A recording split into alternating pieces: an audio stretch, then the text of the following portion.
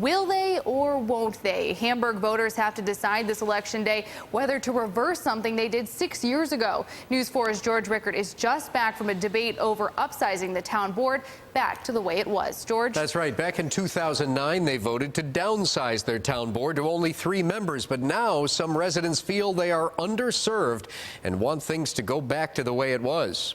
Whatever decision Hamburg voters make on Election Day, I think it's the right decision. Kevin GAUGHAN was back in the League of Women Voters debate, telling Hamburg voters not to redo what they did 6 years ago.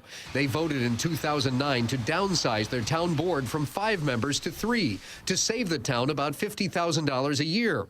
But attorney Craig Buckeye says now many residents are having buyer's remorse. Because a 3-member board has compromised deliberation, has compromised government function, and relies upon a faulty premise that it's going to decrease the cost of government. The town's budget has grown every year despite the change, but GAUGHAN says it has been a way for the board to seem less like a wall of politicians. There's less time allocated for politicians to speak and more time for citizens to contribute. I think that's vibrant. I think that's exciting. I think that's part of what's helping to turn our community around.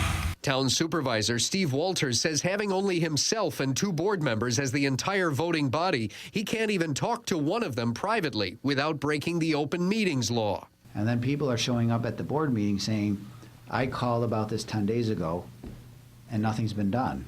Well, we haven't had a chance to talk about it because we didn't have a board meeting. There's just not enough communication out to the citizens, to the residents, and they do not represent us properly. But other residents think the board is doing just fine with only 3. And I see no difference. They get resolutions, they vote on them, they get through the agenda every night. I can't see what the problem is.